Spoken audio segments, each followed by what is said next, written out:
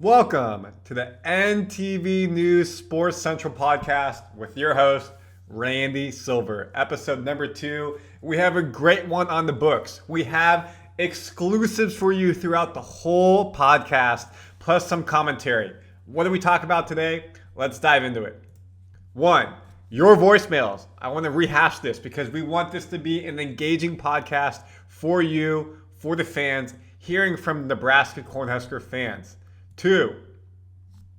The Husker baseball season has come to an end in the NCAA Regionals. Yes, it did not end the way we hoped. A pretty blowout loss there against Oklahoma, but we'll look back at the past season. Husker football. We know kickoff times and new field paint. What does that mean, especially kickoff times? I'm about to go on a rant for a second. I am not happy with one of the kickoff times. It should be a nighttime game, blackout. Big Blue against Big Red? Yeah, that should be. Why is it not? We'll discuss. Roaming with Randy. A quick teaser for you. What did we do? A mud run at the Bellevue Berry Pumpkin Patch Farm. Same place we did the Renaissance Fair. Now is a mud run. It was a dirty and fantastic time. The full video is on YouTube. Check it out. We'll give you a teaser here. And lastly, inside the Big Red with Husker Voices. Yes, we have an exclusive interview with Hannah Kamazin and Samantha, also known as Sammie Bland. All Big Ten second team players of the year. Only here on NTV News Sports Central exclusive. A full interview. We'll play 10 minutes of it for you right here. You want the full interview? It's on our YouTube, ready to go. You can check it out. I had a great time getting to speak to the girls about everything in between being a Nebraska softball player, what they like about the team this year, their upbringing, everything in between. Get to know Hannah and Sammie on a deeper level. It was a great conversation to have. I really enjoyed getting to know them. And that takes us to voicemails. Again, we want to hear from you. Send us a Facebook message, send us an IG message with a voice note talking about anything. Give us your give us your name, where you're from, 30 seconds speaking about whatever you want. Husker sports, an event happening, call and just say, hi, Randy, nice to meet you. Whatever it is, we want to hear from you guys. I want to play your voicemails consistently week over week. Obviously, with sports being done, a little bit harder there. But if you want to talk about anything like I am about the football team, volleyball team, basketball team, you name it, whatever it is, let's get those user voicemails coming. Maybe next week you want to talk about the baseball team. Big Red's season is done. They finished 33-29, 15-15 in the Big Ten. Back-to-back Big Ten tourney champions. 4th program to ever do this. That is a massive achievement to be able to say, hey, guess what? Back-to-back tourney champions. Who else has done this? Indiana, the last team to do it, 2013, 2014. Overall, they've won 6 conference championships. But the season did not end as you hope. You go run the table, you beat UCLA, you beat Penn State, you beat Oregon, and then you lose to Oklahoma twice in the NCAA Regionals with Holy Cross winning in the middle of that one. It was their 19th NCAA Regional appearance, 3rd in the last 5 seasons. And of course they had the emotional 6-3 win over number 16 Vandy, the game played to honor Greg Sharp, rest in peace. So how would you rate their season? Again, comment to YouTube. Also, send me a voicemail. What would you think about their season? Good, bad? They had a tougher schedule, but it prepared them for the Big Ten tournament, which was good. Unfortunately, it just did not end the way that they hoped. Now, this takes us to the fall season, which is Nebraska football and volleyball. Next week, we're going to break down Nebraska volleyball. This week, we're breaking down the football schedule. We have times, as I talked about. Times. So, here's our schedule. You got Cincinnati at Arrowhead. Then at home, Akron, Houston Christian, Michigan State. Away at Maryland and Minnesota. Home for Northwestern and USC. Away for UCLA and Penn State. Home for Iowa. Folks, I know I'm relatively new to the state of Nebraska, but I'm a big football fan. If you can beat Cincinnati, which you should, Akron, Houston should make you 3-0. If you can beat Michigan, who will have their head coach suspended, all going back to the Connor Scallions issue, they just announced NCAA 2-game suspension. They're going to do this game. Oh, sorry, it was Scallion or it was recruiting. I think it was recruiting, one of the two. I'm pretty sure it was recruiting. Excuse me on the Connor Scallions. But what I'm trying to say is they will not have their head coach coming here that thinks they can win their game. I'm pretty sure they could pick what games not to have their head coach, and they think they can come in to Memorial Stadium and beat us. Let's show them. That's not happening. So if you beat Michigan, I think you can run the table all the way to Penn State. Penn State, second to last game of the year. That will be very tough. That could be a whiteout. And then Iowa, of course, day after Thanksgiving, always a back-breaking type of game. We know last year lost on that field goal. We don't need to dive into that. If you look at the record of the opponents, let me make this bigger for you. 74 wins, 74 losses. A 500 record for the teams last year. Again, Michigan, down year after winning the championship, expected losing a bunch of players.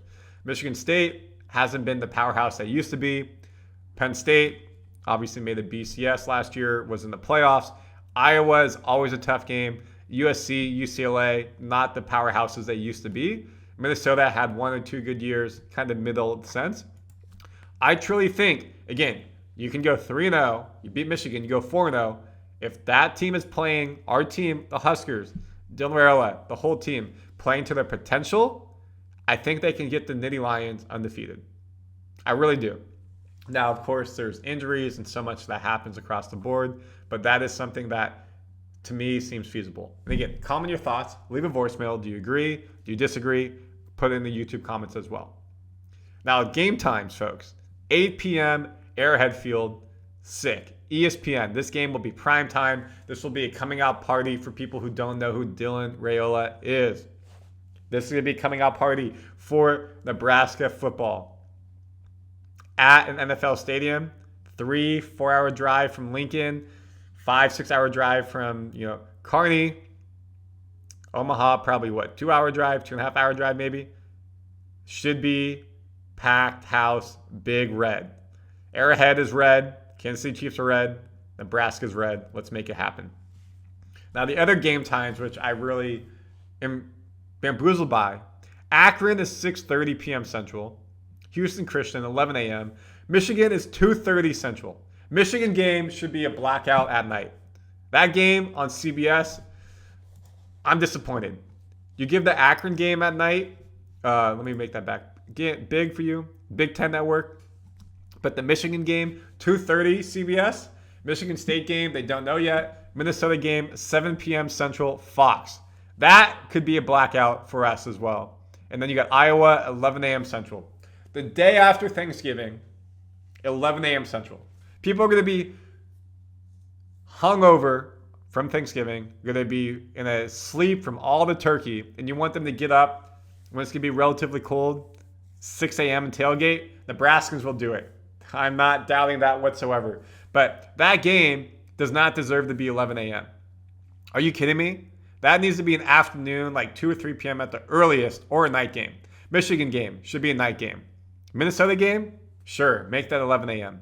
And I feel like y'all will agree with me. There's no way that Michigan should be that early. No way Iowa should be that early. Put in the YouTube comments your thoughts. Of course, comment, leave me a voicemail. I want to hear from you guys. Am I in the wrong? Am I in the right? Like Akron's at night. Houston Christians, 11 a.m. Central game. That should be an easy win. Again, we should be able to go 3-0. But some of these times right here are just bamboozle me. No way that Michigan should not be at night as a blackout game. Again, 8 p.m. game, great in Kansas City, but then you have 2:30, 11, 6:30 for the earlier games for Michigan, Houston Christian, Akron, and then Michigan State, we don't know yet. Minnesota is a night game. I assume that's probably a blackout then. Iowa, 11 a.m. Comment your thoughts on that. And again, I think we can go 10-2 easily. At least we'll be undefeated to the Penn State game. That takes you to the field when we're talking about, Nebraska football. At the top of the screen right here, you can see what the field looked like. They repainted the end zones. So the end zones are red with white Nebraska Huskers letters. And then for each sideline where the players stand, they painted black. the Tom Osborne Field, the near side on the screen where the away team is, away from the press box and everything, that big shadow maker, that's going to be hot in the day. Very hot in the day, even if it's a night game, especially standing on black. That is diabolical for Nebraska to do this. I love it. Love it. Mind games and the mind game. So again, if you go back to the game times, Akron 6:30 Central, September 6th will probably be hot. Houston 11 a.m. Central, September 13th, probably be hot. Michigan, September 20th, 2:30 p.m. Central, standing on the black right here, that will be hot. I'll take that. Yes, I'd rather have a night game for Michigan, but that is something I'll take. And that's just a mind game, and that's going to force them to maybe be a bit more tired in the third or fourth quarter. The back half, October, November, I don't see it have that big of an effect. Maybe you get a hot streak here and there, but it won't be as hot. Now, the question is, folks, again, comment on the YouTube, send me a voicemail. Do you like the color of the field? Do you like the Nebraska Huskers big white, red for the end zone, where now it used to be an off shade of red with red coloring, and of course the black? I'd love to hear your thoughts. I think it's something unique and it's something cool. And that takes us to a preview of this week's Roaming with Randy, the Nebraska Mud Run 2025. You ready to get dirty and have a lot of fun? Check this out. Welcome to Roaming with Randy. We're here at the Mud Run in Omaha. You can tell it's dirty and muddy. Let's show you the action. Let's have some fun.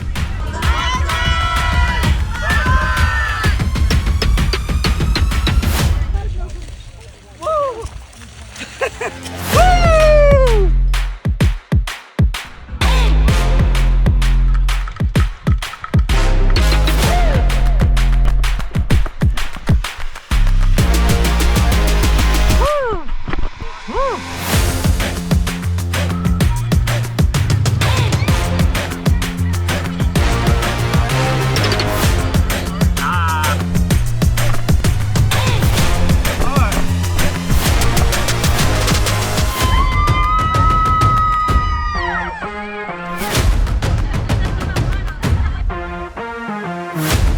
Full videos on all our socials and YouTube. The link is below. You can check it out. Regardless of age, what shape you're in, it was just a good time, fun.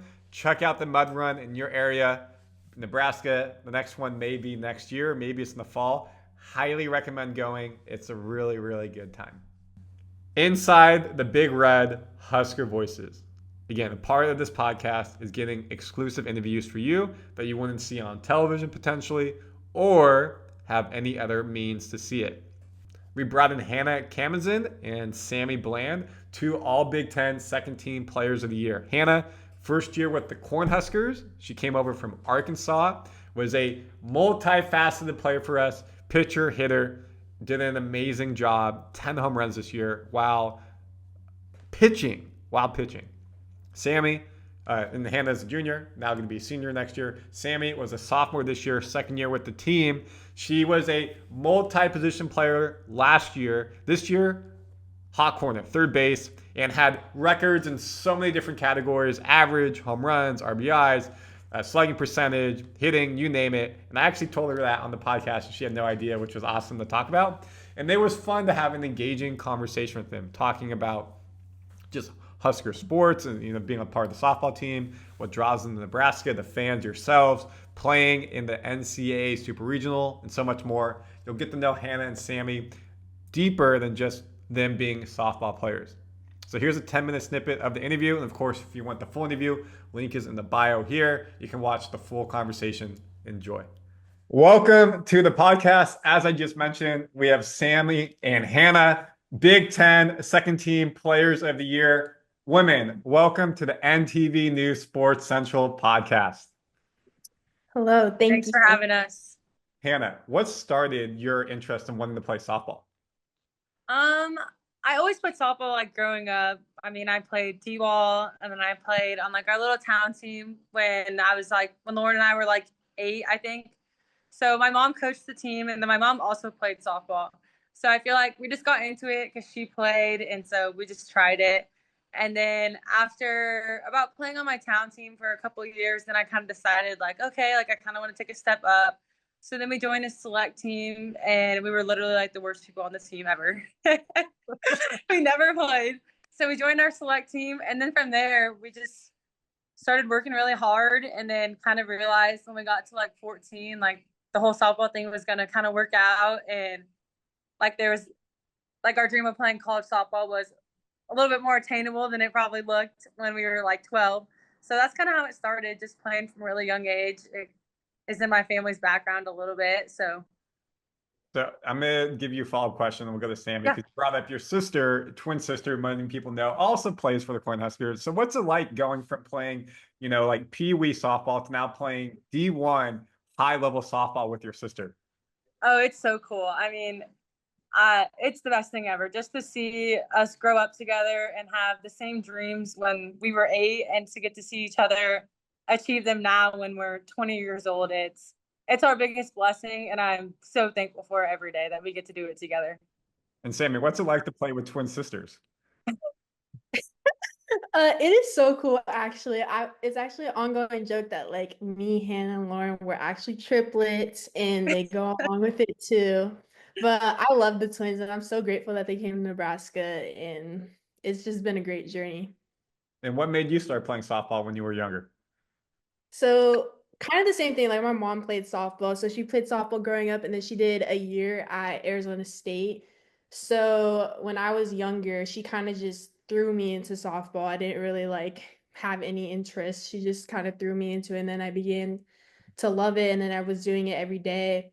And then I was playing soccer and softball at the same time. So then I had to come to a decision like which one I was going to choose, and I chose softball. So now I'm here. I would say you made the right decision, and Yes. we'll dive into that a bit later. But you're like me. You're from California. For the Mhm. Nebraska fans watching, she's from Chino Hills. I'm from Irvine. It's about 30 miles away. However, in Nebraska, it's very flat land. Where we Mhm. live, there's a mountain in the way to get over it. Yeah. But I used to play at the Field of Dreams all the time. I grew up playing baseball. It's a really cool field. It's like all the Uh-huh. different baseball fields. So, what was it like for you having the transition from playing softball in California to moving to Nebraska to play softball? One, the weather, that was a Yes. big one, but my through my freshman year, I've actually gotten used to it. So I think like learning how to layer in the weather, but also just like being away from home, obviously like Nebraska's, I would say it's way different than it is here. So I think I've just kind of learned to get uh like comfortable with the uncomfortable, like being away from home, being away from family. So that's how I've kind of like gotten used to it and like kind of embrace the change. And you're away from In-N-Out. And I know there's a big debate, is In-N-Out a good burger or not? So I want to hear your thoughts. Do you miss In-N-Out? Yes, I do. I'm actually home in California right now. Was that the So, first thing you got when you got off the plane?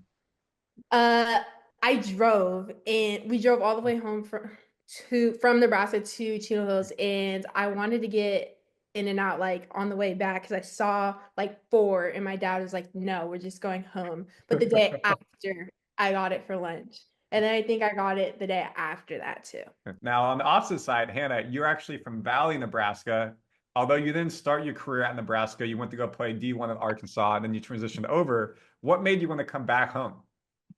I think just like Lauren and I, we played our first years at Arkansas. We had awesome experience. It was great to play in the SEC, but then we kind of, after our sophomore year, we just kind of talked to each other, and it was kind of like, what do we want for our last 2 years of college? And ultimately, we decided to come home, and it was one of the best decisions we ever made. I don't think I realized being away from home how much I needed to be home. Honestly, it's been so cool just to play for my home state and get to see my family and friends in the stands literally every game. Like every game, my neighbors come, my cousins come. Obviously, my parents get to come to everything. So that's just been really cool. But just to represent Nebraska and be a Husker has literally been my dream.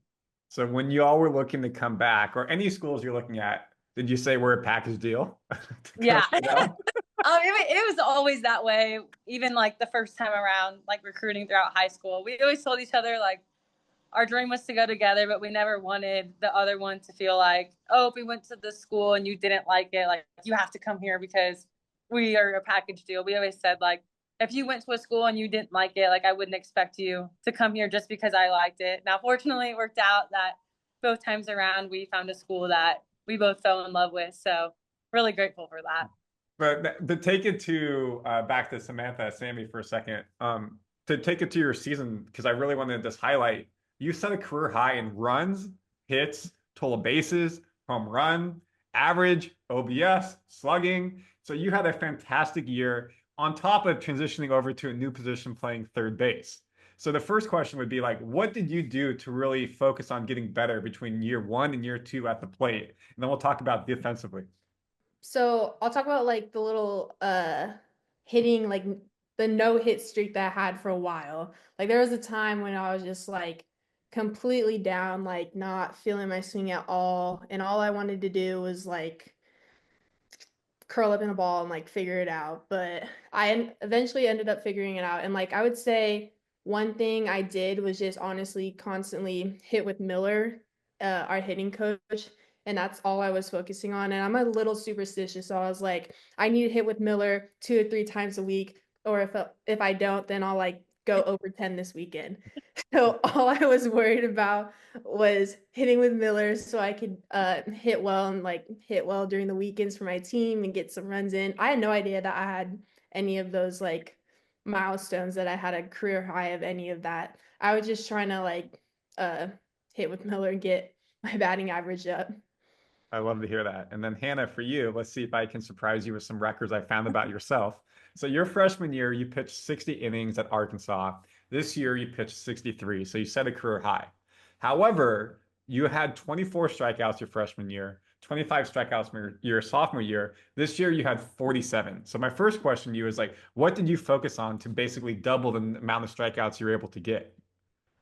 Honestly, I didn't know I doubled it. So, but I think a lot of it was just working with Sipple and Coach Ravel and just really learning to trust my stuff again. I feel like a little bit there my freshman to talk, I was a freshman, so I was like a little bit nervous at times, but I think just learning to trust myself and trust it to throw it through the zone. At times I would try to skate around the zone a little bit and try to make the hitters get themselves out, but just really having the confidence in my own pitching, my own stuff, to just throw it through the zone and trust it and know that it's going to work.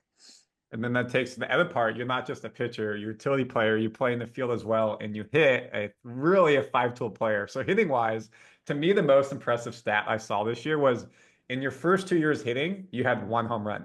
This year, you had 10. And I know that there's no way you don't know that as a significant increase, because that's massive. You went double digits. This also coincided with the team, Nebraska itself, going from 63 home runs last year to 107 this year. So first off, about you, like, how did you focus yourself at the plate to hit basically 10x more home runs over the course of 1 year? Honestly, at the beginning, I hit one in my first 2 years, and I didn't think I'd hit another one. I was like, okay, I'm fine with just like hitting base hits. And then I think it was like at the beginning of the year, I hit like 2 of them in a tournament, and I was like, oh my gosh, like I was so surprised. Like I hit another one. So to think I'd be at 10 was crazy. But I think most of it honestly just came from me figuring out how to use my legs and kind of like sink them in with my upper half. I think early in my career, I just really relied on my arms and my upper half of my body to get my power. And then this year, I feel like I really figured out how to get my legs to work with that. And then I'd also just say the strength room here, like to go off the whole team home run numbers, that we came back early in July and we got to work in the weight room with our strength coach, Rusty. And I think that just showed a lot of our home runs, I think, came from that. Like we worked super hard July all the way through the end of the year. And I feel like a ton of us just got a lot stronger. And that's a great segue to the back half of the conversation. Going to next year, the goal obviously is to get to the Women's College World Series. What do you think individually, Sammie, you want to work on to continue to improve into year three?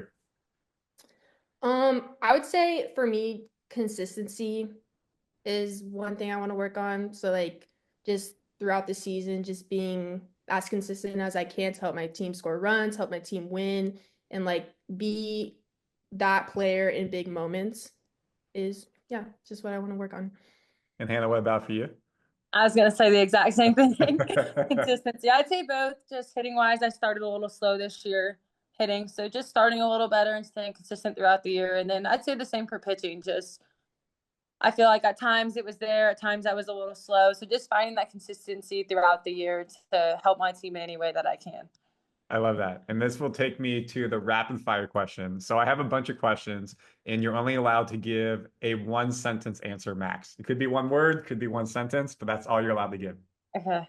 So Hannah, we'll start with you. We'll go Hannah, Sammie, Sammie, Hannah. So we'll popcorn around.